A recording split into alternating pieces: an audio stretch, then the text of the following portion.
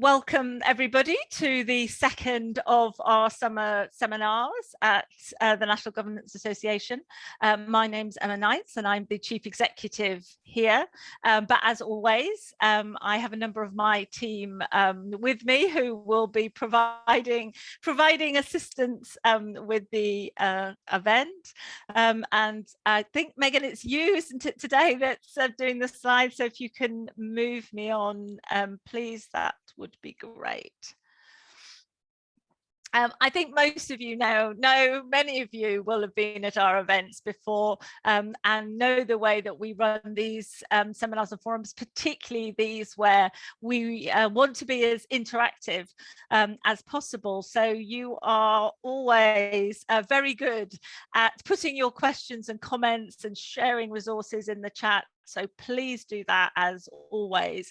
And we will be picking the questions out of that when we get to the panel session. It may be, if we have time, I might be able to bring your voices in and ask you to unmute, but it may be, if we get a lot of questions on the same theme, that I will be asking them on your behalf. So we absolutely will be sending the slides out to you all. I know that's a question we invariably get in the chat, but actually these summer seminars are also different in that we do share the recordings with all our members, not just those who are registered to attend. So just make sure that anything you do say, you're happy to be shared with thousands of other NGA members. And I do like to thank you all for what you do week in, week out, for your schools, for your trusts, for your pupils, for your communities. We don't think as NGA that is said enough across the sector, so I don't want to be one of those people who doesn't acknowledge just how much we appreciate the time and care that you are all putting in to governing your schools and trusts. Could you move me on, please?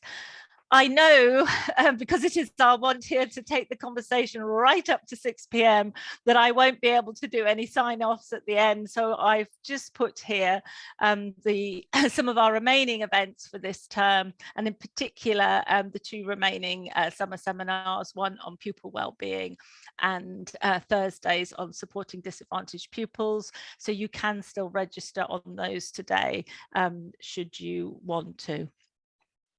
If you move me on, please. This is a very specific request, but I think it does epitomize the fact that at NGA we really do try to listen to what you want and make sure what we're producing is what you need. We're really conscious how sort of short of time you all are, and we need to make sure what we produce absolutely fits the bill. So those of you that govern in early years settings have been saying to us for a little while that you would like something a bit more bespoke, that we ignore early years a bit, and as someone who previously worked in the sector, I feel very guilty about that. So one of our senior advice officers, Adelaide, is organising a couple of focus groups. I think she's on the call today, but also her email's there. So if you do govern in early years and want to be part of that conversation, please do email Adelaide. And again, a big thank you to people who have been working with us in this way. We've had some brilliant responses to a whole bunch of different work that we've asked you to comment on, whether it's the governance professional career pathway, or our diversity audit, or financial resources. I mean, real hats off to people who are going to come and do focus groups on financial resources. Oh, I shouldn't say that with Stephen on the call, should I? Let's move on quickly before I put my feet into anything else. So we like to see who is in the room. So if you could just pick your role and which type of organisation you govern at. We know, of course, some of you, particularly those of you that are active with NGA, govern in more than one place. So this should allow you, I think, to choose more than one.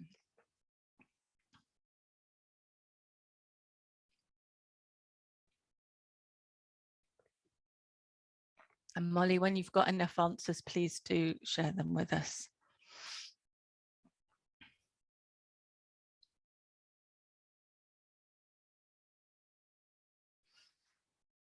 Great. It's good to see a real diversity of people with us. Some of our forums are more focused on chairs, but this one we've got a good range of other volunteers as well, and a great cross-section of different types of schools and trusts. So whatever context you're governing in, welcome. And can you move me on, please?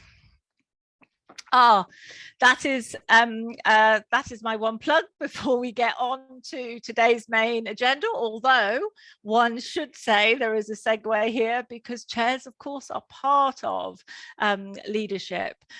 We are running the leading governance programs for chairs and aspiring chairs, or future chairs actually, as we've been calling them for a few years.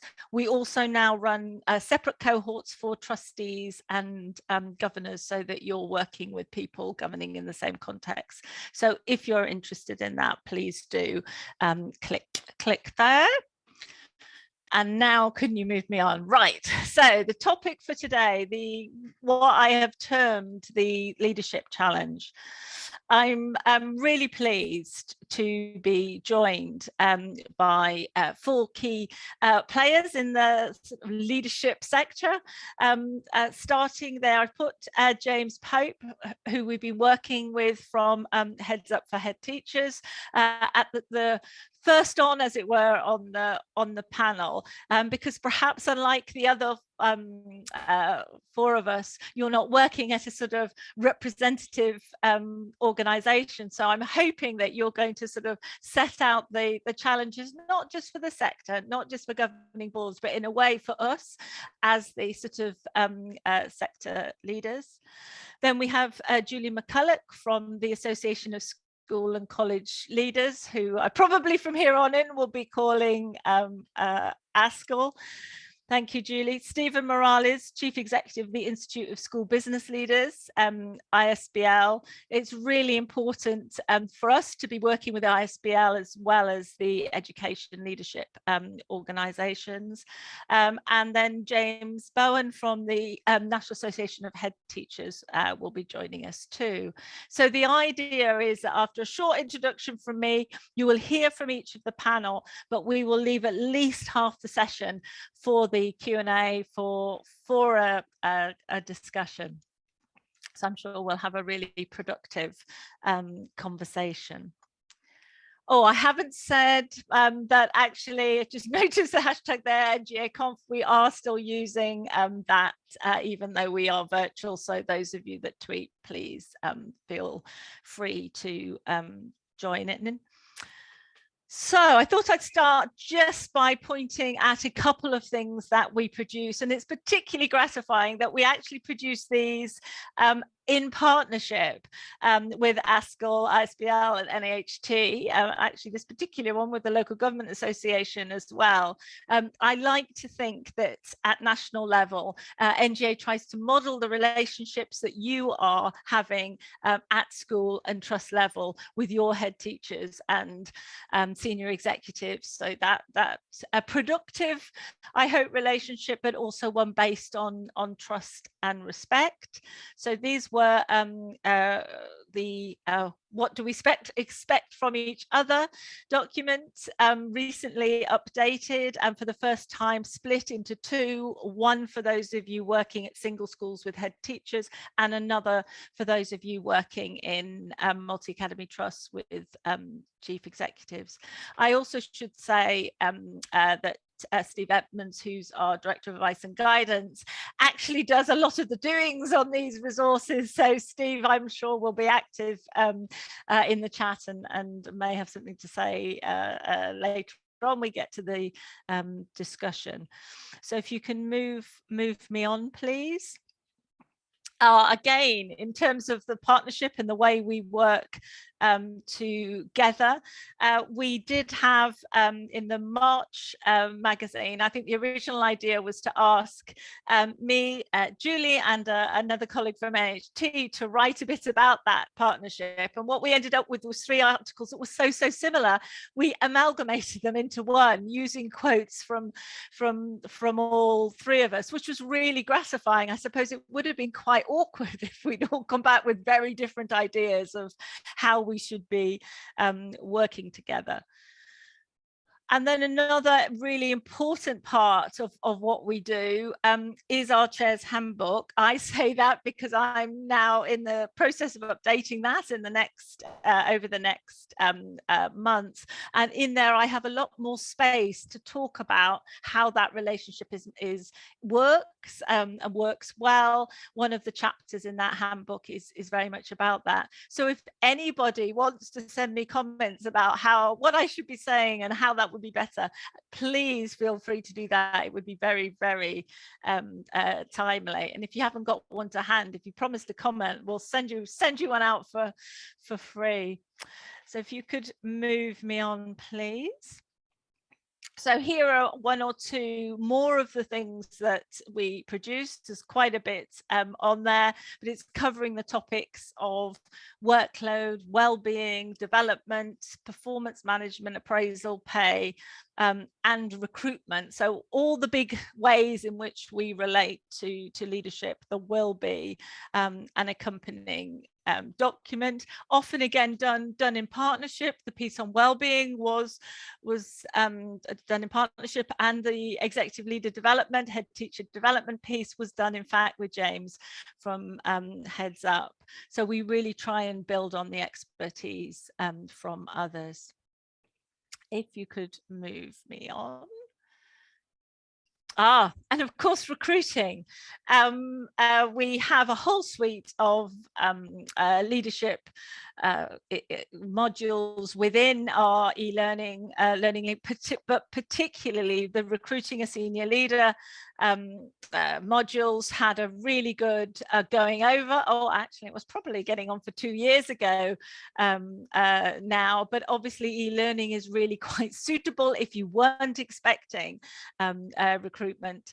You can get in there, have a really good look in a timely fashion. So don't forget those resources, as well as our guidance in the Knowledge Centre. So those are the sort of things we've been working on in terms of what we are producing. But also, I just thought I would remind people of some of the conversations we've had in the past. In our very first year of being virtual, 2 of our seminars were around leadership, one about the governing board's role in well-being and retention. So these aren't new topics, are they? They're topics that I'm sure you're all thinking about week in, week out, and here at NGA we have been. And again, those recordings of those seminars are still available if anybody wanted to have a look at them, still deeply relevant. But I also wanted to put my hands up and say, I hope you know that NGA has been doing a lot of work on equality, diversity and inclusion over the last couple of years, and we've done a lot of that again in concert with the leadership organisations. And I've just put a link there also to the statement of intent that collectively we pulled together to show what we wanted to do to improve equality, diversity and inclusion. And one of the reasons I thought I needed to be really upfront and mention that today is I'm really aware that we are a white panel today, and NGA does have a white leadership team, so some of these issues will take a while for change to occur, but I just wanted to say that we and others on this seminar were not oblivious to that issue at all. And I think you'll find that there has been really quite a bit of work going on and will continue to do. It's an issue we know that we're in for the long term. And one of the most recent recent things that we've been doing with ASCL is actually producing a series of Learning Link modules on the governing board's role in EDI, and those are available to everybody, whether you pay a subscription or not. And then this time last year, some of you may have been there, we also had a whole hour looking at what is our role in developing leaders. Some of those issues I'm sure we'll come back to today. So I wrote a short blog a few weeks ago just to say, so why have we picked this as one of our four topics? You, I'm sure, will know even more clearly than I do just how the pandemic has changed what was expected of your leaders, what they needed to do, the challenges that they faced that they'd never had before. The feedback that we had from you, our members, was almost universally in praise of how school leaders had to adapt, and that very much is business leaders as well as education leaders and heads and CEOs.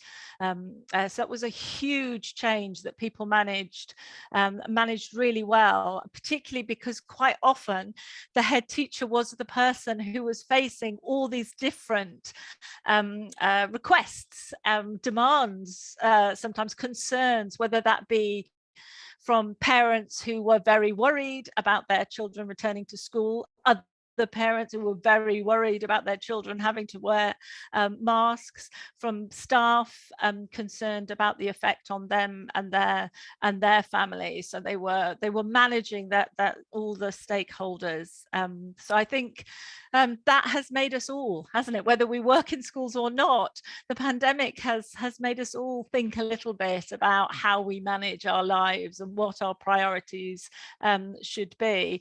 And we know that a lot of leaders were not going to leave their schools during the pandemic, but there's quite a lot of discussion now as to how much longer people want to continue in that post, with all the challenges as well as the joys of the roles. And I'm sure our panel will say more on that.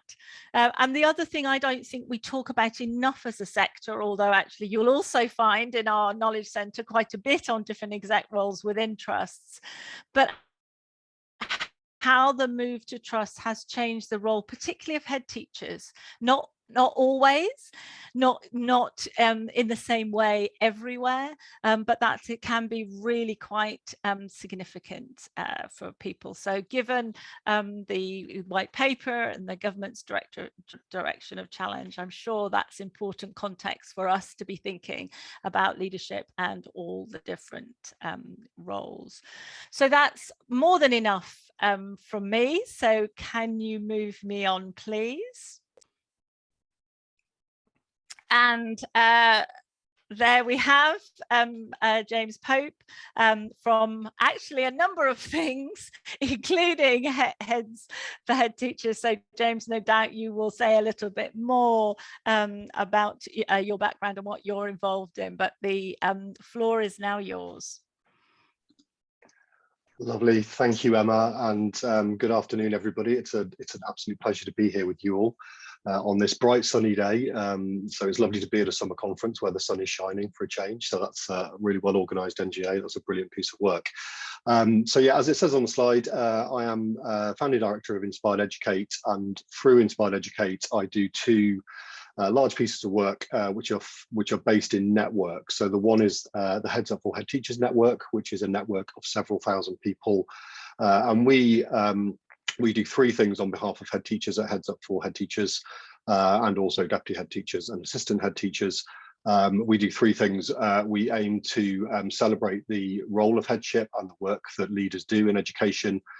We aim to provide support for them in the emotional and well-being space.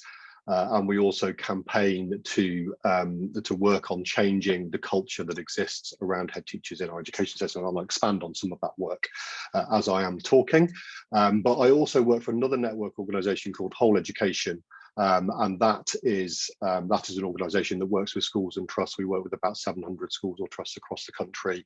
And those schools are schools and trusts which are working towards a whole education in their schools. So they're taking a more expansive and holistic view of what education looks like. And that's, if anything, those views have been reinforced during the pandemic. I'm here to talk to you about the challenges that we are facing in the system. They're very much based on the conversations that I have every week with head teachers across the country. So whether those are head teachers in the Heads Up for Head Teachers network, or whether they are head teachers and trust leaders in the whole education network. And I've identified 3 challenges that I will put in front of you this afternoon. The first one is leadership well-being. So I think one of the things that we should be really conscious of in terms of the challenges we face over the next 2 to 3 years, and alluded to by Emma already, is what is the well-being of our head teachers and leaders, given the enormous effort that they have put into the last 2.5 years to see and steer their schools and their communities through the very challenging and choppy waters of the pandemic. But I think we should also be conscious that leadership well-being is not an issue that has arisen solely as a result of the pandemic. It is something that has been with us in education for a while. And when we look at the data that is available to us, and Teacher Tapp is a good source of that data, when they ask respondents to their surveys how they are dealing with stress and anxiety, and whether they are working with stress and anxiety which is above and beyond their ability to cope with. Pre-pandemic, Teacher Tapp surveys were getting respondents which correlate to about 14% of respondents were saying that head teacher respondents were saying that they were operating with stress and anxiety which was beyond their ability to cope with. Now, what that says to us is that 86% of the leaders in our school system are super resilient. But we should be conscious that for those 14%, whilst it's not a huge figure, we should be conscious that that extrapolates out to about 3,600 leaders in our education system in any month are saying that they are operating with undue levels of stress and anxiety. Now, that was before the pandemic. When we look at the data during the pandemic, we see a number of large spikes in that data. At times it went up to 47, 48% of respondents were saying they were operating with stress or anxiety beyond their ability to cope. So I think leadership well-being should be something that we are really conscious of, and we see that played out in the recruitment and retention figures that we see in the education system for head teachers in particular. And the figures have been stable during the pandemic for all of the reasons that Emma has outlined. Lots of our head teachers were really clear and committed to the fact that they were going to stay in position and stay in role to steer their school through.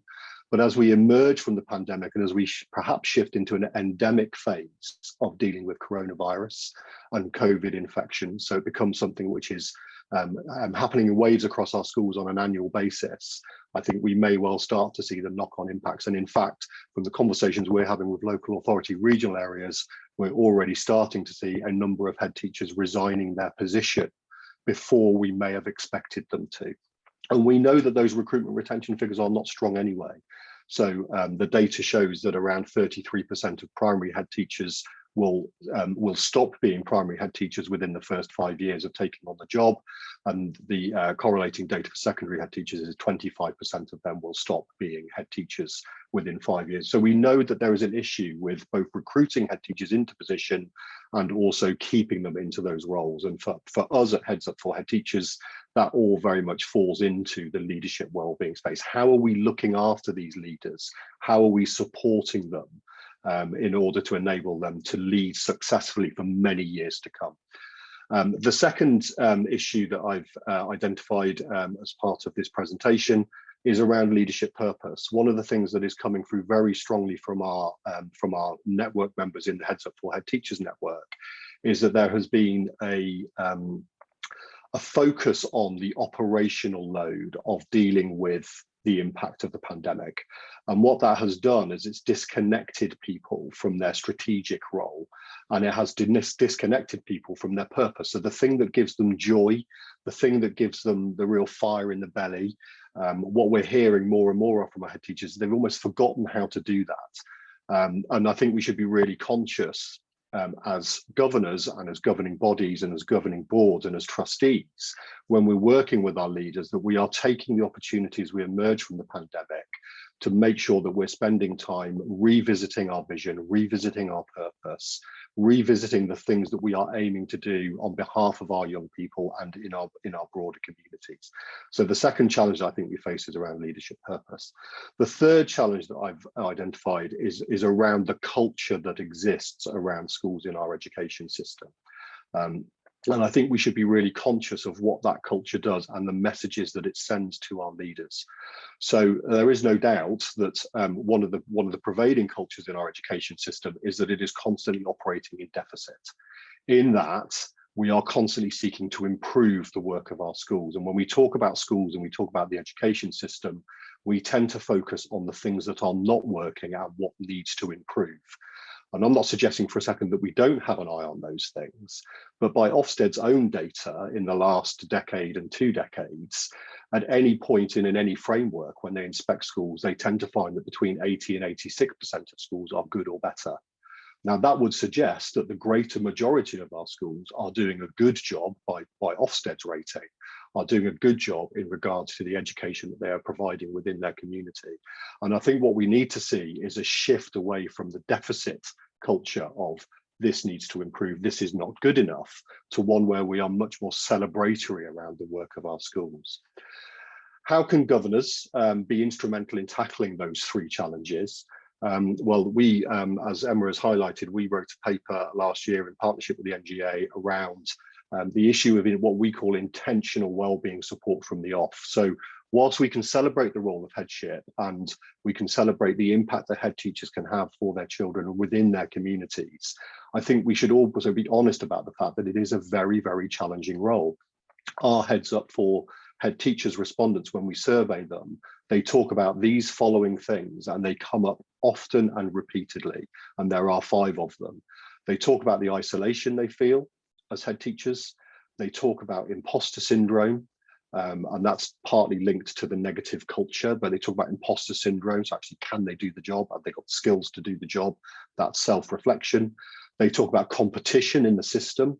So whilst we talk about collaboration and we talk about collaborative networks, the overarching feeling is that in regional networks, they are in competition with each other. They talk about the high stakes accountability system, which often drives those first 3, that feeling of isolation, the imposter syndrome, and competition.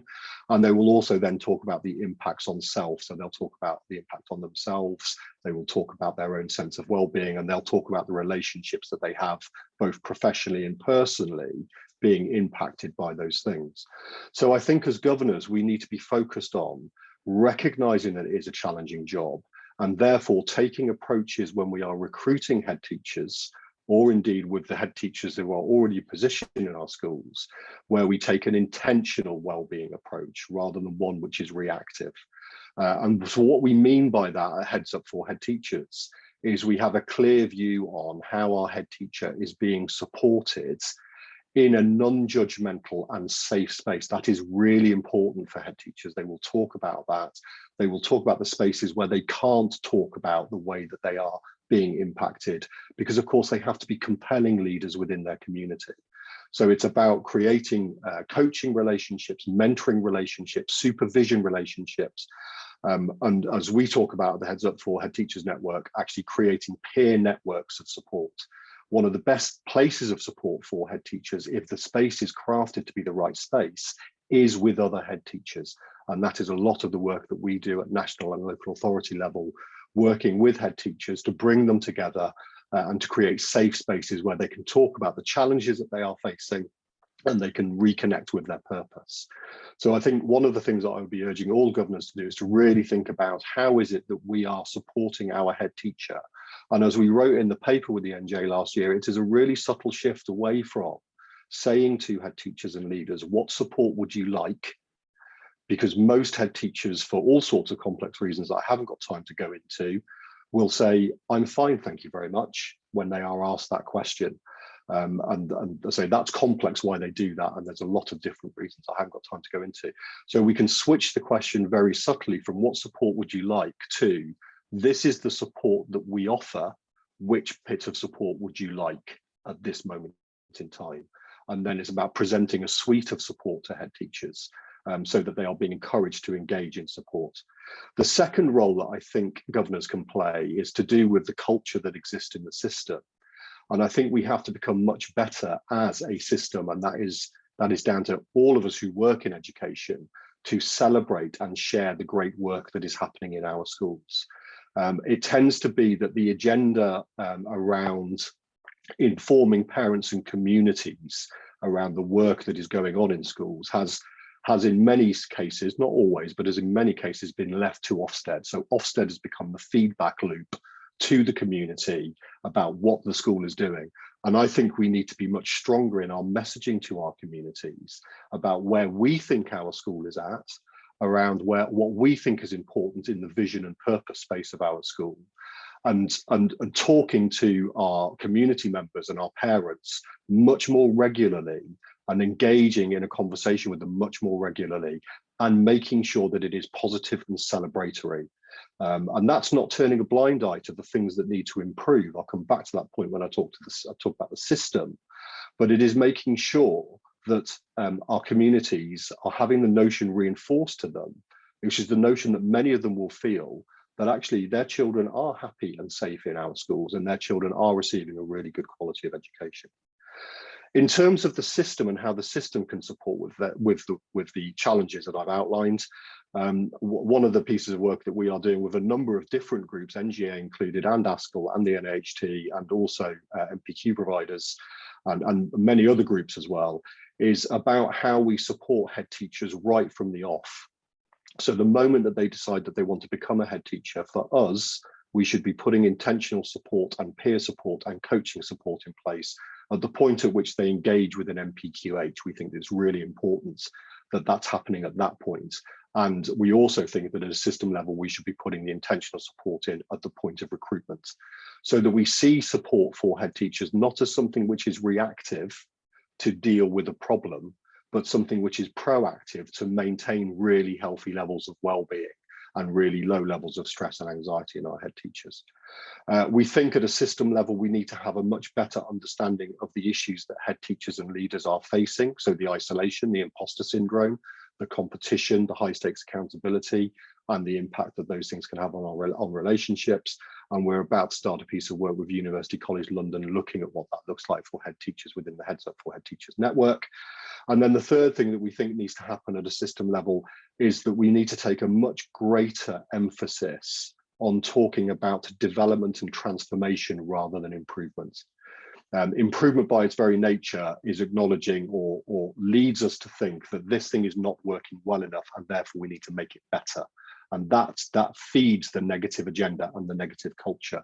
Whereas actually when we focus on how we are going to develop our school and the education that is being provided for young people in our schools, and we talk about how we might want to transform our schools and the education that is being provided, because we recognize that the world is changing at pace around us, then actually implicitly what we're saying is actually what we're doing at the moment to address the agenda that we're facing is good. However, we do recognize that we need to develop it and we may need to transform it into the future. And so it's building on a positive platform rather than the improvement agenda, which nearly always is building on a negative platform and implying that the work that we're doing in our schools and the work that head teachers are leading in our schools is not good enough. So that is, I think that's within about 10 minutes. I hope, Emma, sorry, I've tried to squeeze an awful lot into a very short space of time, but hopefully that is useful, and I enjoy taking questions from people at the end. Great, thank you so much, James, for starting us off, and a lot of food for thought there. So now I'm going to hand over to Julie, who, as I mentioned, is Director of Policy from ASCL. So over to you, Julie. Thank you very much, Emma. Thanks for inviting me, and great to be here virtually with everybody this evening. I have to say, looking at that photo of me on screen wrapped in a scarf is making me feel very hot, so apologies, it's having the same impact on everybody else.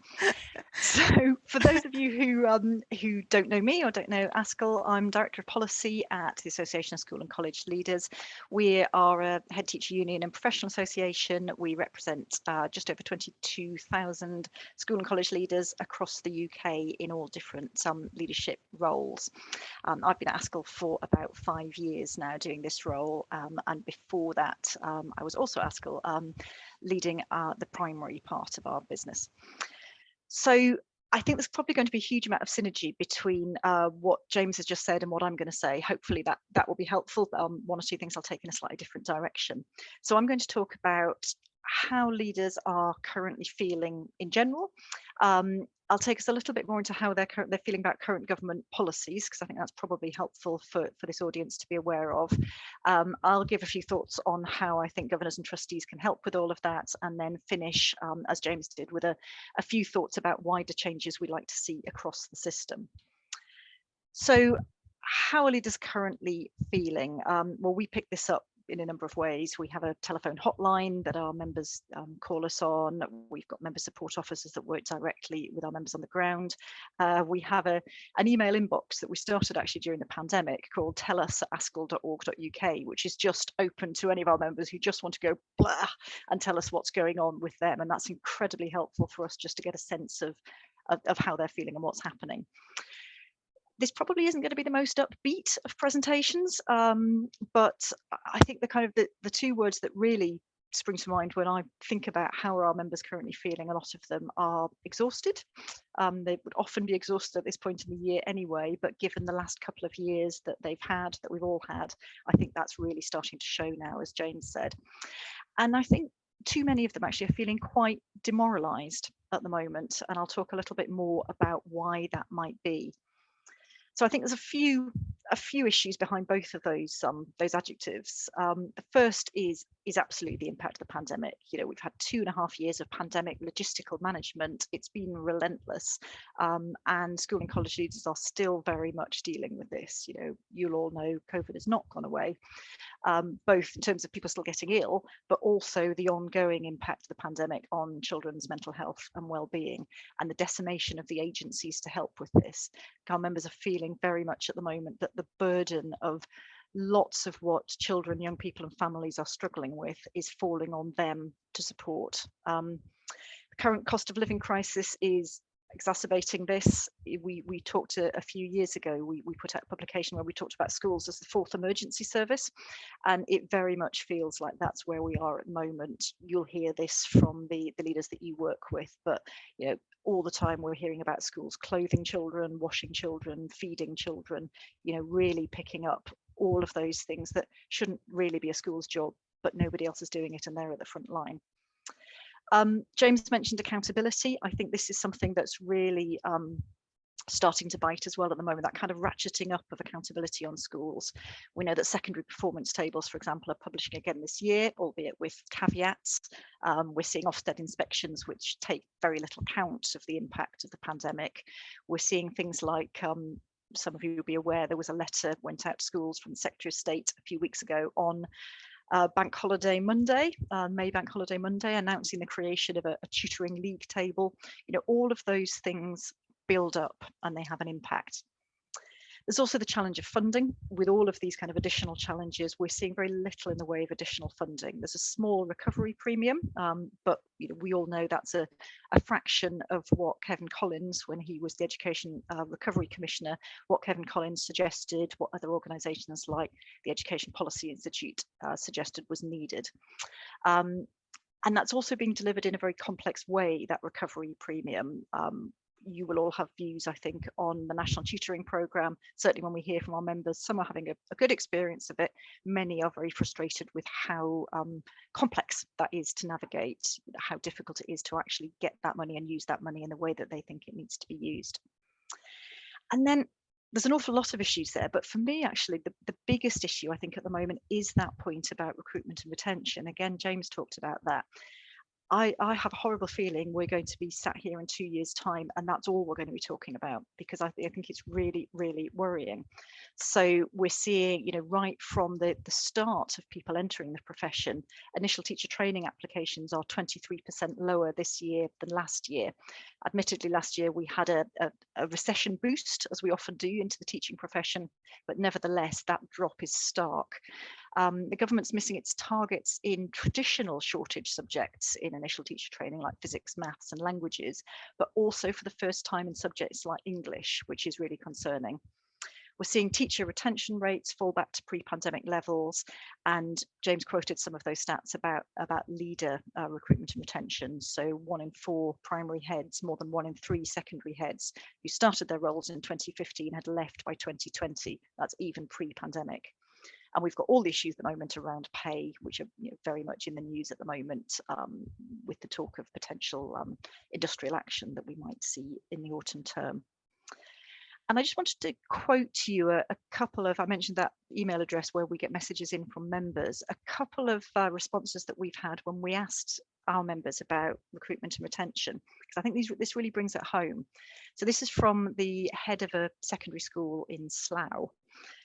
This head said, "I've lost one excellent early career teacher who can no longer afford the travel costs, and I'm expecting to lose 2 or 3 of my middle leaders by the resignation date." This was a few weeks ago. "I've thrown as much money and time at them all as I can in a bid to keep them, and none of them want to leave. The teacher was in tears when she told me she no longer had a choice. We're currently advertising for heads of science, English, MFL, computing and geography, and have had no interest whatsoever. Some have been live since January with increasing money and opportunities attached to them." And then a second quote this is from the head of another secondary school in Surrey. He said, "I'm in my first year of headship in a solidly good school with very good reputation, and we can't get applicants for jobs. None for English or maths, 1 applicant for science who's worth looking at, no DT applicants, none for business studies. We're a London fringe school. The mean house price in the local area is above £1 million. How can we go on being able to recruit quality teachers? Note, I'm not even aiming for high quality anymore, when teachers can't afford to live here and work." I told you this wasn't going to be uplifting. Of course, there continue to be joys in school leadership. We get loads of uplifting stories from our members about what a brilliant job it is, but it's also pretty relentless at the moment. And there isn't really a sense, I think, of a light at the end of the tunnel. So this is the context, to move on a little bit to the kind of policy side of things. This is the context into which the schools white paper that published recently and the schools bill that's currently going through Parliament has landed. And there are really mixed responses to this, I think. I think probably the most common initial response we've had from our members is meh. It's a bit unambitious. There's some missed opportunities there. It really doesn't go very near addressing all of those issues I've just been talking to. I think for some of our members, that sense of meh quite quickly morphs into something that's a bit closer to anger. So much that the government could be doing to support school and college leaders and support their staff and their learners. And this feels kind of at best sometimes a bit like tinkering around the edges, in some cases maybe actively distracting and unhelpful. And I'm happy to talk more about that if people have questions about it afterwards. So how can governors and trustees help? 5 suggestions from me. Some of these will overlap with points that James has made. So I think the first is absolutely to be aware of the extent of the challenges leaders are facing and mindful of the impact of any additional pressures. It's fantastic that so many people are listening to us all talk about this evening. I think linked to that, be strategic about the key priorities for your school or trust. I think the more you can do to clear barriers to enable leaders and staff to focus on what those key priorities for their institutions, for your institutions are, the better. There are restraints, only too well. There are restraints on capacity. There are restraints on funding. How can we all work together to keep the main thing the main thing? I think my third point is a bit more specific, linked to that point about recruitment and retention. And that's, I'm sure some of you are doing this already, but is there more you can do to talk to other schools and trusts across your local area about recruitment and retention? Are there ways that you can work together to recruit new staff, retain existing staff? Are there particular challenges in your area that you could work together to overcome?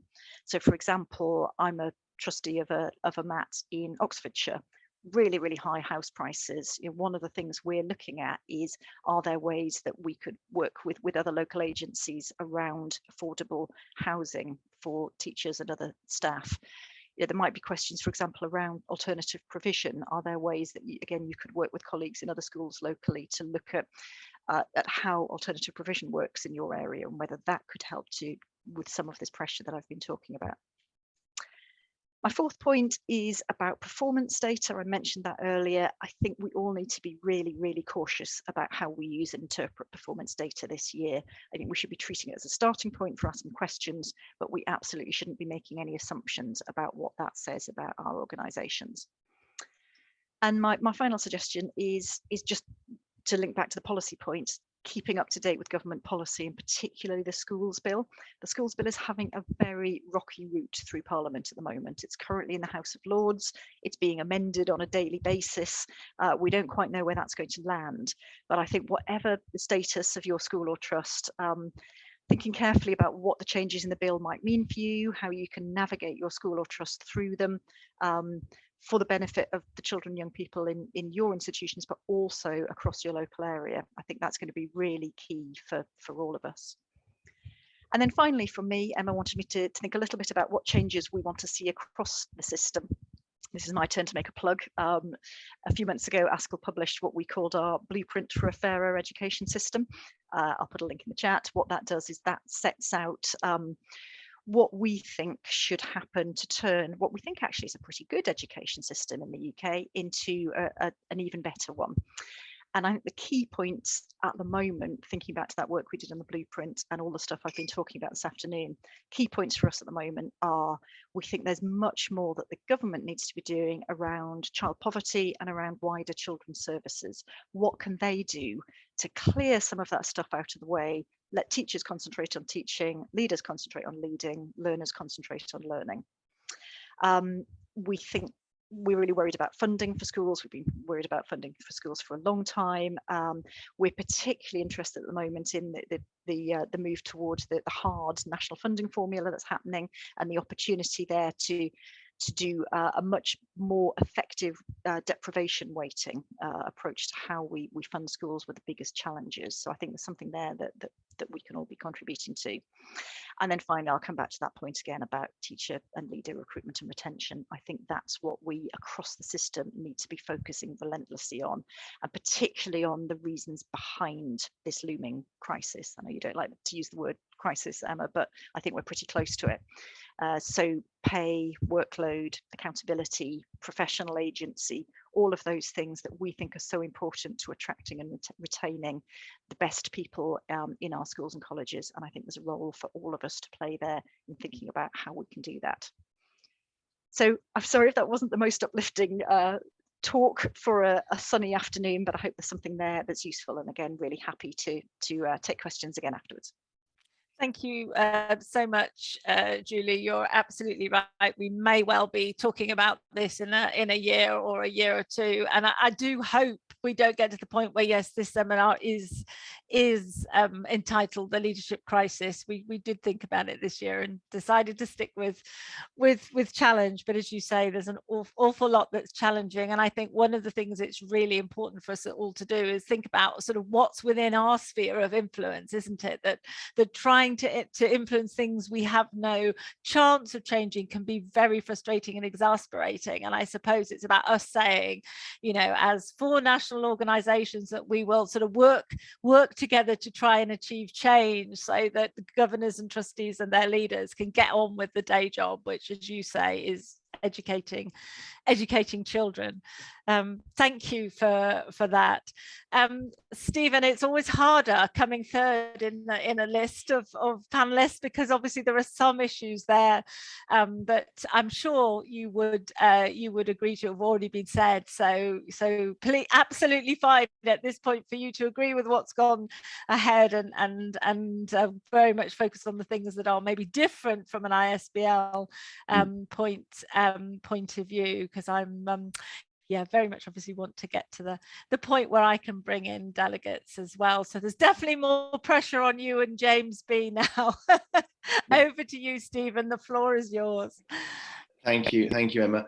Look, I'm going to take the conversation in a slightly different direction, and it's not because I disagree with what colleagues have said. I absolutely agree that there is very little financial or capacity headroom in the system at the moment. Too much work and not enough time to do the work, and certainly nowhere near the resources that we need to well, certainly to meet the ambition that government have. I think it's very sobering to hear from colleagues today, but also conversations that I'm having with school leaders all the time about the reflection, that the extent to which they're reflecting about their role in education. I find that very depressing. And there are a few things I think we can do to address that, which I'll come on to in a minute. But I think the reason I said at the start of this my section that I was going to take the conversation in a slightly different direction is because the role of an institute is very different to the role of a union. I think that goes without saying. It's not always well understood, but anyway, our job is to equip the education workforce to respond to the environment that they find themselves in, and irrespective of whatever particular political leanings we might have at the institute. We try to be as non-partisan as possible. Now, that doesn't mean that we can't be sympathetic, we can't support with evidence the arguments that unions and other sector bodies are making. Absolutely, we can, and we'll continue to do that when it's appropriate. But our job is principally to make sure that that the workforce that we support are able to respond to the challenges that the system is throwing at schools and at them as professionals. I'm going to do my presentation slightly in reverse, in that there are a few things that I think we can do to help achieve all of this, and then I'll go on to my kind of broader reflections on the reforms. I absolutely agree. I think other colleagues have said the same, that it's important that schools and trusts are very clear about what their priorities are, but I don't think that can be achieved in a silo. So it should not be one individual within the school deciding the priorities and the governing body kind of nodding to the head teacher or the chief executive. That's a great idea, let's move ahead. There needs to be absolutely, well, there needs to be consultation, and there needs to be buy-in from all the key stakeholders. And I do worry that sometimes decisions are made in silos, decisions about growth, decisions about academisation, big decisions are made with not enough people or not the right people in the room. And that talks to the joined up leadership piece that we were chatting about before this session, Emma. You'll know I've done research on it, and we're going to do some more work on this later in the year. But I absolutely subscribe to the idea of a very joined up approach to leadership with the right stakeholders in the room. And I think you only get a really honest appraisal of the organisation that you're working within if you have cognitive diversity. It's what Matthew Syed has been talking about for a long time. Get people with the same kind of background, with the same qualifications in the room, they're likely to come out with the same kind of solutions. And I guess the idea and the opportunity that we have within education, particularly on trust, on governing bodies and trust boards, is that we bring people from diverse backgrounds into the room.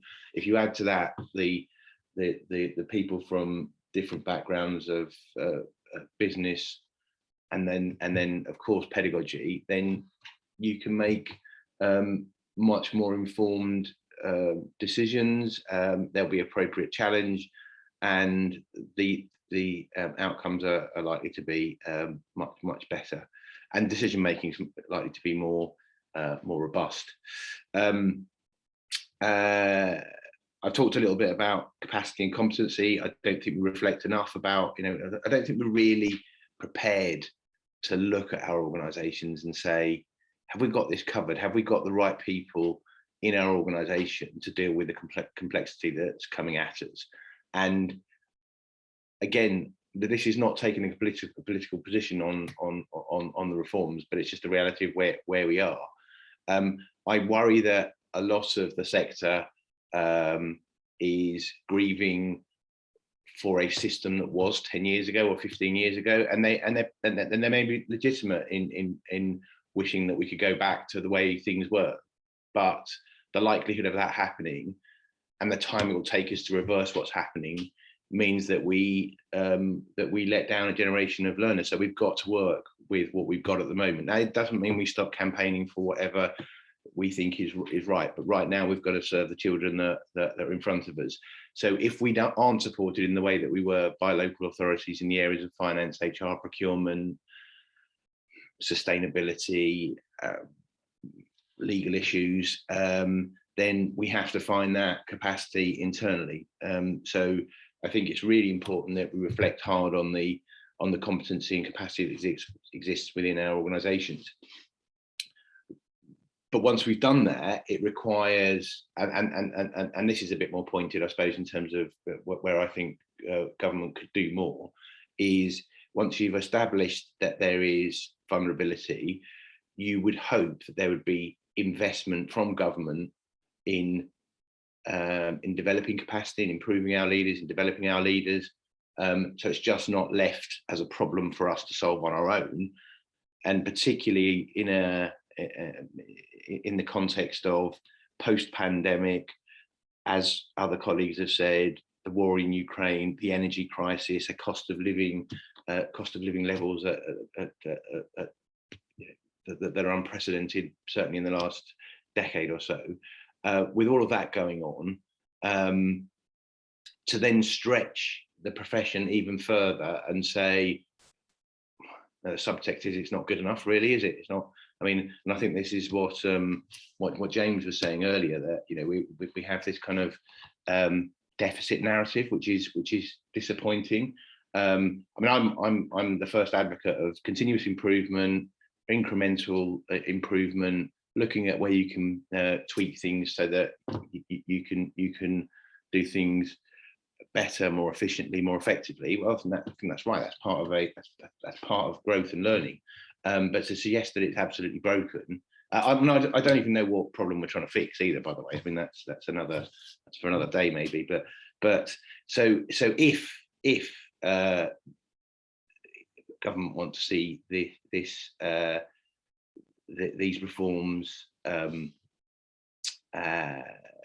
see the light of day, then they need to win hearts and minds. They need to support colleagues through a development journey, and they do need to invest in leaders. So Emma, just I don't know how I'm doing for time. Yes, I was just about to click on and say, Steve, it's probably time to hand over to James, but I will certainly let you finish your sentence. Yeah. Thank you. So look, I think what I'm saying is my imperative, my imperative, it's not my imperative, the organisation, the institute's imperative is to support the 11,000 or so school business leaders in the system, and they're at different points within their journey. And we will move heaven and earth to make sure that they are equipped to manage the challenges that are facing them. So that's our imperative.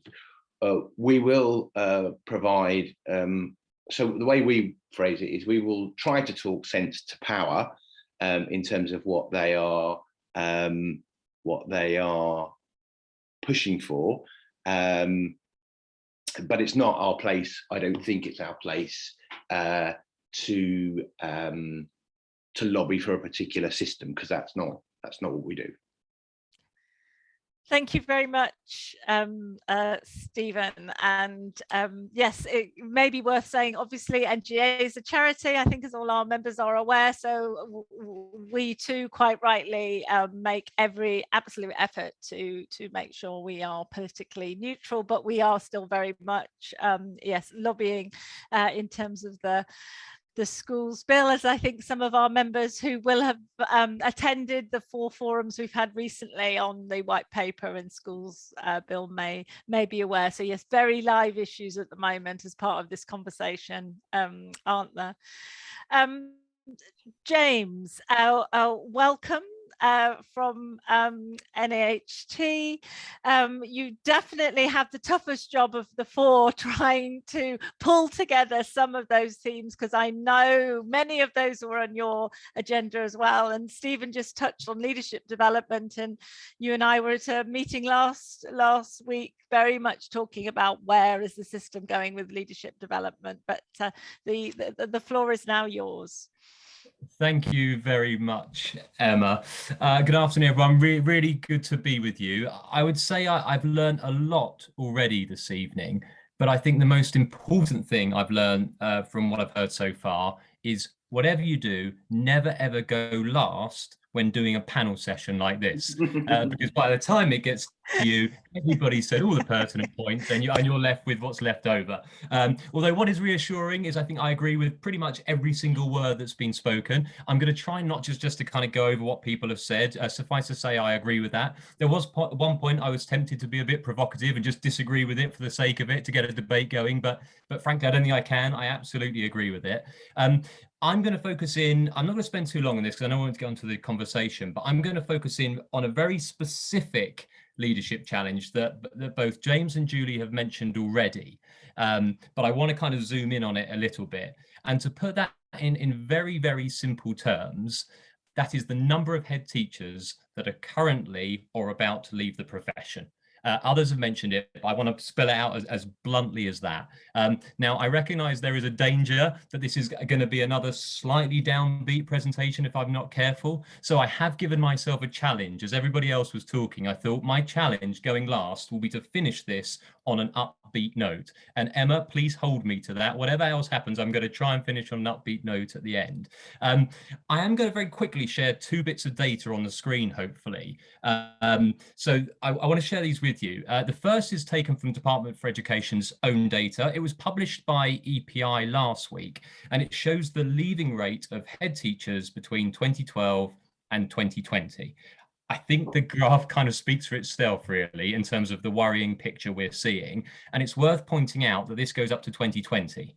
I absolutely agree with Julie that I'm really worried about what's about to happen. I know from the leaders we speak to, there's an awful lot who have been saying, I'm going to get my school through the pandemic, and then, frankly, I'm ready to go. So I'm really concerned that this graph will carry on in the direction it's going. The second piece of data I'll share with you, we got from a sort of freedom of information request we put in to the government. And if we can move on to that slide, don't worry about kind of going through all the numbers. I'm not asking you to do that in the time we've got. But basically, what it shows you there is leaders at different levels in schools that are new to the post that then leave within 5 years. And James referenced this earlier in his presentation. And in very simple terms, I think what it clearly shows us is that far too many leaders at all levels leave the profession too soon. And worryingly, it has been a worsening picture, and one that could be about to get worse. So thank you very much for showing those slides. Those are the 2 bits I wanted to share with you. So I think we should all be really concerned about what this is showing us, about what the data is showing us. Now more than ever, in light of the last 2 years, and people have discussed that at length, I think we need to keep hold of the leaders that we have in the system at the moment. And of course, in any profession, people leave. That, you know, attrition is part of any profession. But I think the picture we're seeing here in terms of school leadership is really worrying. I think it's not sustainable. And ultimately, I think when you get kind of high turnover leaders of the likes that we are seeing and about to see, I think ultimately it's only pupils that suffer. Of course, some turnover is necessary in any profession, but I think when you hit these kind of levels, I do worry that pupils will suffer. So of course that leads us to why is it happening? Well, I think actually the other presenters have explained exactly why this is happening. For me, you can break it down into the long-term systemic issues, and people have talked about things like the high stakes punitive accountability system. I think we've got a zero-sum game approach in this country where we pit schools against each other. We get to a stage where one school succeeds if another fails in terms of comparing everything to the national average and how we approach data. I think that's a real problem. I think, as Julie mentioned, the long-term underfunding of the vital support services that ends up with so much more falling on the shoulders of schools. I'm sure you've seen yourself the way schools are finding they're having to be social workers, educational psychologists, because they just can't access them. So there's those long-term systemic issues. And then, of course, there's the more recent ones, which you can kind of add on to the top that have exacerbated the challenge. We've talked about the pandemic. I do want to acknowledge as well, I think it's worth mentioning here that it had an impact on you as governors as well. We know it absolutely had an impact on school leaders, but I'm absolutely conscious as well that you as governors, that had an impact on you in terms of the strategic decisions you were making and how you were supporting school leaders. So that's had a huge impact on leaders and governors. The cost of living crisis, people have talked about that already. One of the things we're seeing now, and I think it's a really worrying picture, I'm increasingly hearing school leaders saying they're having their own staff come to them, teaching assistants saying, I can't afford to pay the bills. I can't afford to feed the family. I'm skipping meals. And this is teaching assistants, this is school leaders' own staff. So yeah, but clearly there's the impact on pupils that we're worried about. We're worried about the impact on school budgets, but that impact on staff is something that hasn't been mentioned yet. And then, as Julie said, we've got this whole raft of major reforms about to come online through the white paper, and school leaders are about to be hit with a bit of an avalanche of non-statutory guidance they're going to have to work their way through. So I'll finish up by talking about solutions, and then I know, Emma, you want to get onto the debate, so I'll be quick on this one. I think, first of all, we have to acknowledge that governors can't solve all of the problems we've identified tonight. We have to acknowledge that some of those problems absolutely impact governors too. I know governors are impacted by high stakes accountability, so we can't expect governors to solve all these problems. But in terms of a couple of practical things that I would suggest governors could do, I've talked about that kind of avalanche of guidance, of stuff from the department that's about to hit school leaders and governors' desks. I think I agree with Julie. It's vital that leaders and governors work together to really prioritize some of that stuff. We can't tackle it all in one term. We can't tackle it all straight away. In terms of how we respond to the white paper, the extended school day, the parent pledge, all of this stuff that's coming through, there's going to be a need for governors and leaders to really strategically plan that and prioritize that. And then something very, very specific. James mentioned this briefly earlier, but it's something our members are increasingly interested in. And this is that concept of supervision. I'm conscious we haven't got time to explore it now. What I'd say is I know what supervision is not, and it's not a management tool. It's not accountability. Frankly, it's not coaching. It's about giving leaders that sort of space to share, if you like, to decompress, to deal with the huge emotional challenges that you experience as a leader. I recognized the other day that I actually did have supervision when I was a head teacher. Unfortunately, what I realized is that supervision was led by my wife. She was the one who did supervision for me. I'm not convinced that that's the best way to run a system, but I really do think there's something in terms of governing boards really exploring supervision. We know other professions get it as a matter of course, and I think given the strains and the burdens on school leaders, we should really explore that.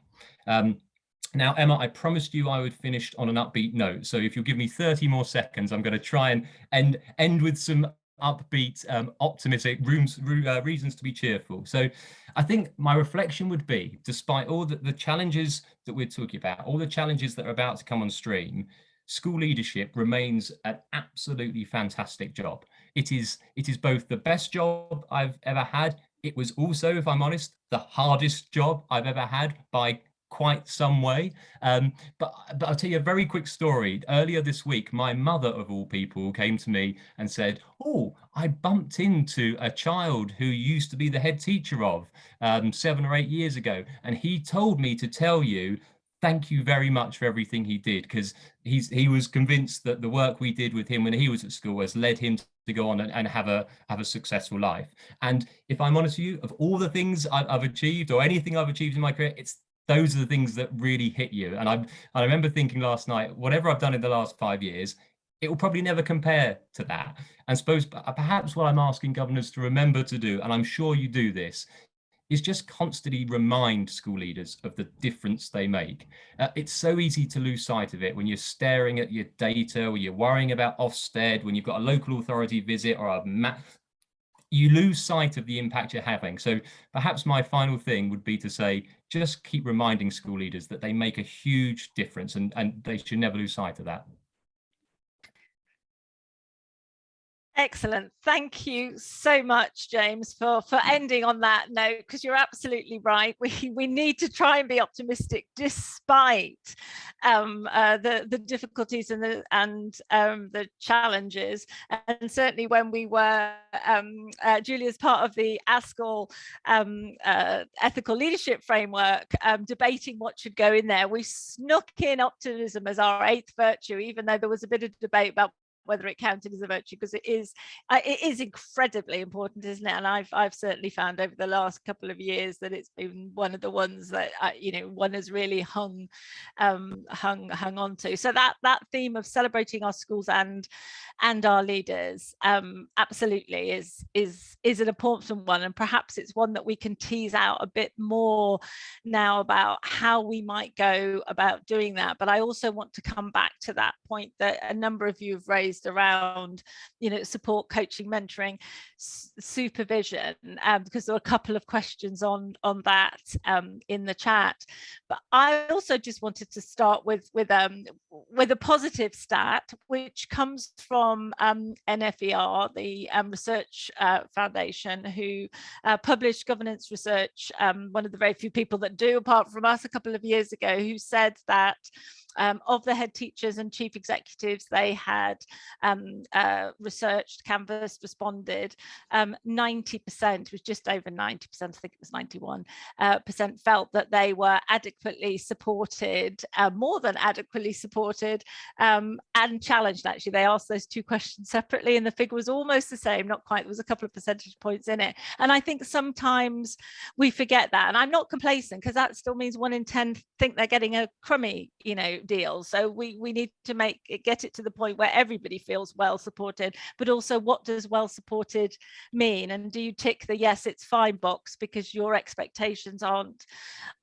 terribly high? But again, I think that was the point really, James B, you were making about actually it's been quite tough for governing boards as well, being there to support their leaders. And we know from the sort of feedback we've been getting through all sorts of mechanisms that actually a lot of people have tried really hard to be there for the leaders and indeed for school staff.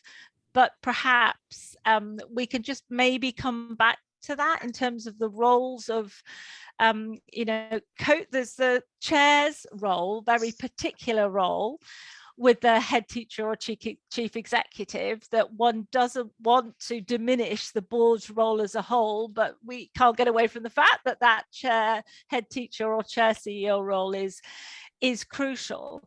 And it's how much confiding people do in that situation or feel able to talk about in that situation. And when you need to go to a third party who either has particular expertise or is in a very confidential space. So I don't know, James P, whether you want to come back on that, because obviously that's an area you do a lot of work on.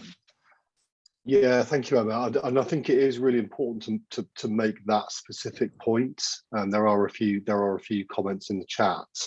I'm a chair of governors myself, so I absolutely acknowledge the great work that people on this call and governors more broadly will do in supporting their head teachers and supporting the staff within their schools. But it is also important to acknowledge that actually we hold some of the accountability agenda. And therefore there are things that head teachers, as a former head, I also describe it as I could be surrounded by people every day that I had really great relationships with and I got an awful lot of support from, but there were things that I could not talk to them about. And I think we have to acknowledge that that is a unique position. Somebody's also made the point in the chat around imposter syndrome. It's not unique to education or head teachers. No, it's not. But it is reasonably unique in the way that it rubs up against the isolation that head teachers can often feel. So when you're riddled with self-doubt and then you feel isolated and there are things that you don't think that you can share with those people who are reaching out and offering you support because they do hold some of the accountability agenda for you, then it can create quite a secretive worry or stress and anxiety that you're not prepared to share. So it is, it's important for us to acknowledge as governors that actually our head teachers need to be compelling in their community. Nobody wants a head teacher who's walking the corridors of their school weeping all of the time. Because they did, and I sort of say that lightheartedly. We say that to our head teachers. You put on the cloak of invincibility, as we call it, heads up, and you take a deep breath, and no matter what you're dealing with in your private life or your professional life, you go out and you put a smile on your face, and you are that compelling leader. There are two problems with that. First of all, when the cloak of invincibility becomes you, so you forget to take it off, then that can be a problem, and we do see that in the education system with. I think it is a decreasing notion of hero leadership or hero headship. But the other problem that you get is we therefore look at our head teachers and go, they don't need any support. And when head teachers indeed are offered support, they don't accept it because they think, if I accept this, is this an acknowledgement that I'm vulnerable or I'm somehow failing? And so we have to be very aware of the complexity of that sits around our heads, which is why it is important to create spaces. Lots of organizations do, but we do this at Heads Up, particularly where we create spaces that are deliberately safe, psychologically safe, and also non-judgmental. So because actually head teachers get enough of that in every other phase of work that they are doing, or every other network that they may be in. So it's about creating networks for head teachers and acknowledging that we can't do that bit for them. And that's not an admission of failure on our part either, but there may be other people either in the coaching space or the mentoring space or the supervision space who can provide that support much better than we can. And I would encourage governors to, as I say, intentionally offer that to head teachers, not asking them what support would they like, but saying, we think it is really important as we emerge from the pandemic that you do receive support. The other complexity in there is the reality is head teachers will support themselves last of all. They will support everybody else first. And we talk about this a lot in the Heads Up Network. And we talk about you can't pour from an empty cup. And the reality is if we don't give that support to our head teachers, we don't encourage them to seek that support, then they can't be the brilliant, wonderful people, leaders that we want them to be in their community. So it's not criticism of the support that governors offer. I'm sure there are lots of really supportive conversations going on, but we must acknowledge that there are some things that we can't provide and we should look elsewhere for those things. Thank you. Would anyone else like to join in on that particular topic? Oh, Stephen, you have your hand up. Thank you, Emma. I completely agree with James. And that's just to be clear, that's what I meant when I talked about the need to perform, if you like, a capacity audit, to do an appraisal of skills and competencies across a range of activities. I was sharing a platform with a chief executive of a primary math, 22 schools, and she said, she was very open, very honest. She said, I can do school improvement standing on my head. It's not a problem. But you throw all this other stuff at me, and it's I wasn't trained in risk management, and project management, and infrastructure, and all the other things that I have to deal with. But we, and whether it's whether it's a kind of it's a legacy of the, as James described, the heroic head and the head feeling they have to be across everything. It doesn't feel like there's a safe space to say, this is not my thing. This is not, I wasn't trained to do this. And I think we've got to, two things for me. We've got to celebrate head teachers as head teachers. And then there's a separate conversation about, are there head teachers that can go on a journey and become chief executives of MATs?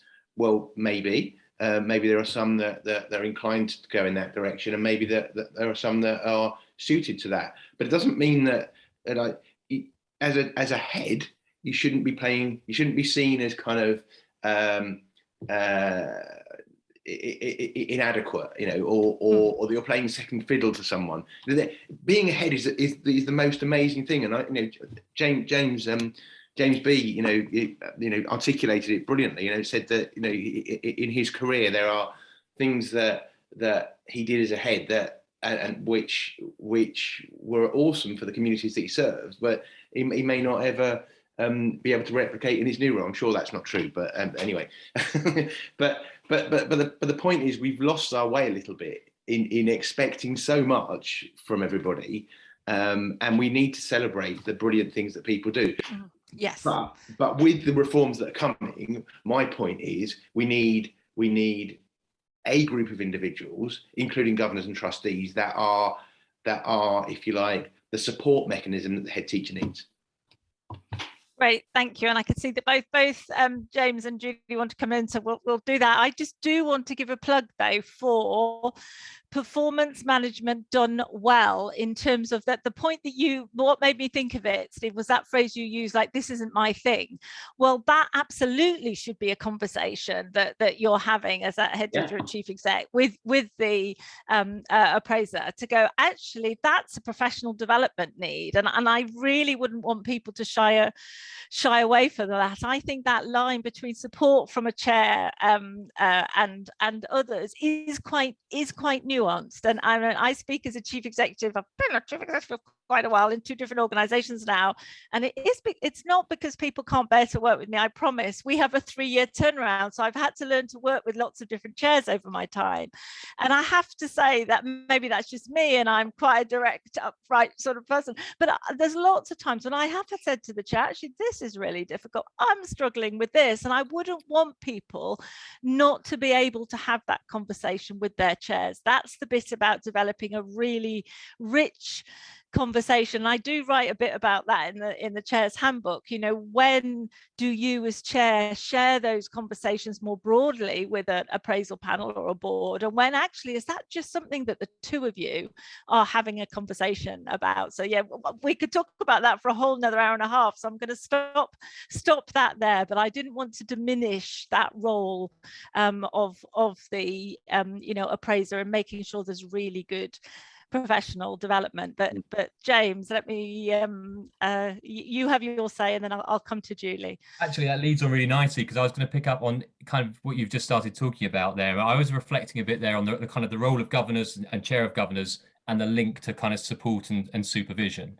I think, of course, with governors and chair of governors, we want them to be supportive. We want them to be empathetic. You want to be able to share the difficulties you're having as a leader and the challenges. I think that's absolutely right.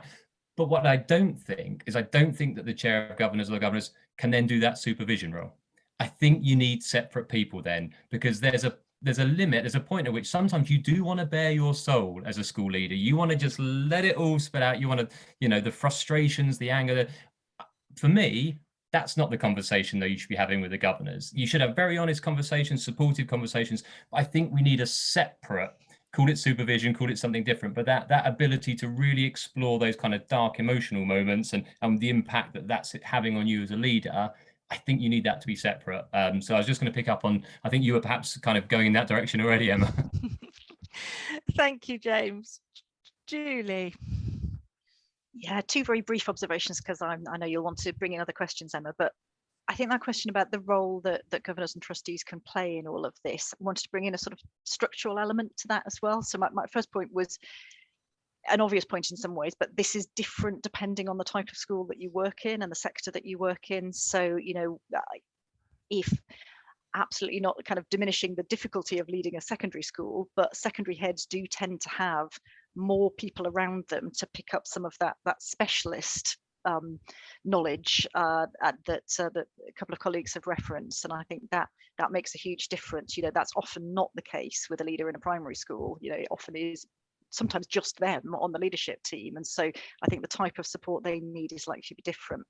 And just thinking a little bit as well about the kind of the system reform that's going on at the moment. If we more and more schools joining trusts, not an ideological point at all, doesn't matter what you feel about that, but one of the advantages there that I'm sure some of the people here governing in that situation will have started to exploit is that opportunity for colleagues to support each other more across a trust. So whether that's a network of heads in a large trust, whether that's bringing together heads of department at different points in the organisation, business leaders across a trust. I think there's a real opportunity there to use that different structure that more and more schools are moving into to provide some of that peer-to-peer support and make all of those roles a little bit less lonely. Absolutely. I think that's really important, the sort of which we haven't talked about that much, although I think one or two of you made reference to it earlier on, the sort of whole team and distributing that leadership amongst team, not just senior leaders, but others, middle leaders are phenomenally important to all of this, aren't they? And particularly in the in terms of retention and our future leaders. And I think, James, those stats that you were showing earlier were actually quite worrying about the number of middle leaders that are looking to leave. We've had, yes, lots of conversation in the chat, and I'm just conscious of the clock. I wanted to say to members, I could see the discussions that were going on about recruitment of volunteers, and that is absolutely something we will return to on another occasion. We're doing some work on that at the moment, and we're also hoping the department to contribute to it, but I can't say anything at this point. So we absolutely understand the issues around there, and I very much wanted to jump in on the Young Governors conversation. I don't know whether you noticed in our forthcoming events we had the Young Governors network there, but there were also some questions. There was one that there were so many issues, but one of them that popped up that we haven't had that much conversation on is around pay, and how much is pay really a part of this challenge, and obviously it's different for different people. And I think the point, James, that you made around actually other members of staff pay for I mean, it always worries me how much we pay our classroom assistants and other folk that aren't on the leadership scale, but I don't know whether any of you want to mention that. We're in this period where we're waiting for decisions on pay, and of course all around us various professions are beginning to make a lot of noises given where inflation is. So how much is that, given that the people in front of you are the people that have got to try and balance this budget, and pay is the biggest expenditure, of course, of all? What does anyone have a view or anything they would like to add on that topic? This is when we're desperately worried about stepping into really dangerous territory, Emma. You've set up a trap here for us. Sorry. I suppose what I'd say about this is that in a sense, we are still waiting for the SDRB in terms of recommendations around what the pay increase should be. I think we're all realistic about where they'll probably end up. I think no one's expecting much beyond the kind of 3% this year, 2% next year that we've heard of around that. I think what we've got to recognize is that this is a long-term problem. It's been exacerbated in the last 6 to 12 months because of the cost of living crisis, but actually this is over a decade's worth of pay erosion. So yeah, we've done the stats and we get the calculations. We reckon school leaders' pay since 2010 has probably dropped by about 20-21% in real terms. So we're basically asking school leaders to take a 20% pay cut. Now, let's be very clear, it's not just school leaders this is happening to. Like we know that. It would be wrong to suddenly suggest school leaders are getting a far worse deal than everybody, because there's lots of real terms pay cuts across the public pay sort of sector. But I think what we're seeing now is, up until this point, people have been able to absorb some of that to a certain extent. They may not have liked it, but because the cost of living is ratcheting up so quickly. That's not my phone, by the way. Because the cost of living is ratcheting up so quickly, the price of petrol, etc., etc., etc. I think people are genuinely starting to go, I'm struggling now. So I think we probably are headed for some rocky roads. I'm not going to suddenly come in here and tell you that we're all sort of bracing to take action, but we are going to look very carefully what the SDRB says, and I'm sure our members, and I'm sure other unions members, including teaching unions, are going to be looking very carefully and saying, what do we do next? But yeah, let's be clear, this is not just an issue that affects teachers and school leaders. It's clearly much wider than that. Emma, I'll just drop one comment in, and I'll leave it there. And I certainly don't want to contradict what I just said earlier about professional body versus union. But what I would say is that the white paper talks about world-class workforce, and I think my point in my presentation was, if government want to realise the ambition they've set out in their white paper, then they've got to take very seriously what we need to do in order to both retain and attract a world-class workforce. So, people can draw their own conclusions in terms of what I'm saying there, but I think it's something that we need to take really seriously if we really want to make the progress that we're talking about and retain the good people that we have in the system. Thank you very much. Now the clock has got to 6 o'clock, but just in case people are needing to go elsewhere, I'm conscious of it, and I'm going to ask each of our panelists to say the last sort of couple of words that they haven't been able to. But the other thing I want to acknowledge is a number of you said, where do we go for good support for our leaders and also good professional development? And this is something that's been worrying NGA for a while, because there are so many providers out there, not just of the MPQs, but of all sorts of programs, and we're not in the right place to actually quality assure them. So it's something we are thinking about and talking to other people about. But you're absolutely right, that is a gap in the system, and it is very difficult for people to know where exactly to go in the first instance. There was a really interesting discussion actually about respect that educational leaders have for non-educationalists on boards, which I had wanted to bring into the discussion, but I'm afraid I've failed in terms of timekeeping, so apologies for that. But again, just to say, we are noting all the comments, we're saving them. I'm sorry I couldn't bring anybody else into to speak, but that's something that we will think more of, and perhaps talk again to the associations about, because it was obviously a live issue for some people. We've all, I think, in the governance community been called amateurs before now, and the sort of what goes along with that.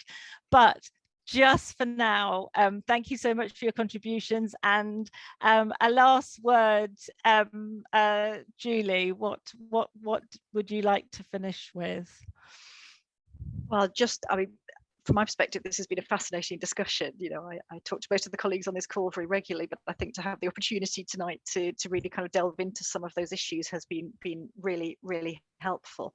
I think for me, it's kind of obvious really, but it is just that kind of recognition of the fragility of both individual school leaders at the moment and of the system to some extent, as we sort of move into what I think is probably, whether it's endemic or the next stage, endemic, or the next stage of the pandemic, or whatever it is, all of us have in different ways had a very, very difficult last couple of years. And I think just that point about the more that we can recognise that is not going away, and support people as they move into that next stage, the better. Thank you, Julie. James P., I know you wanted to come in. What are your final thoughts? Final thoughts, just Emma, thank you for inviting us along this afternoon, to speak to people, and just reinforce some points around, I think it is really important that we do take that celebratory view of what is going on in education, whilst acknowledging some of the difficulties and challenges that people are facing. But also, I will take the opportunity, Emma, I know you won't mind, but a shameless plug for Heads Up for Head Teachers. What we do is free for head teachers at use. The national networks of support that we structure are free for head teachers. So in response to your point, Emma, about where they can get support, then I'll just make the point that our network is available. I'll put the link in the chat, and I would just say 100% of the heads who engage with us would recommend it to another head teacher, and we're currently actively supporting 1,500. So that's pretty strong validation that the work that we do is appreciated by the heads who access it. So thank you for the opportunity to come and talk. Thank you, James. Stephen. Thank you, Emma, and thank you, colleagues. Really enjoyed the discussion today. For me, what I'd like to just leave with everybody is we talked about head teachers feeling isolated.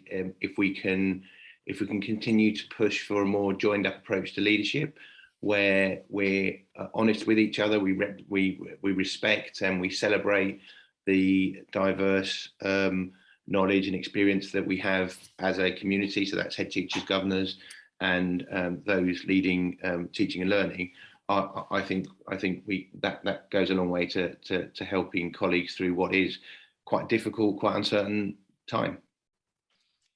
Thank you. And James B. I can't believe you've left me till last again, Emma. This seems incredibly. I should have gone first this time. So it's a privilege to finish, James. Privilege. Yeah. I'm going to finish by saying I reflected earlier on the difference that school leaders make to their communities, and I also just want to take a moment to kind of reflect on the difference that governors make to their communities as well. And as much as we don't want leaders to forget the difference they make, please don't forget the enormous difference you make, and thank you for what you do. We've spoken about pay, and I think we shouldn't be ashamed to talk about pay for teachers and school leaders, but of course you do it for free. So I think we do need to just remind ourselves that, and thank you for the difference you make, and don't forget that either. Wonderful, James. What an NGA line to finish on. And you too, I don't know that you mentioned, but you govern as well, don't you? Unless you've stopped in the meantime. I'm not at the not moment. At the moment. Having a 5-year-old and an 8-year-old has rather got in the way of that. Right, but I know that James has. So yes, thank you all to our panelists. Thank you all to those that joined us on what was a very sunny afternoon, so you may have been tempted to be elsewhere, but I also just really want to emphasize that all the conversations here and your chat will help inform the work not just that NGA does, but on our own, but also the work that we do in partnership with the other organizations that are represented tonight. So this won't disappear in the ether, I promise. And I know some of you like to save the chat, so we will give you a moment to do that before closing the session. But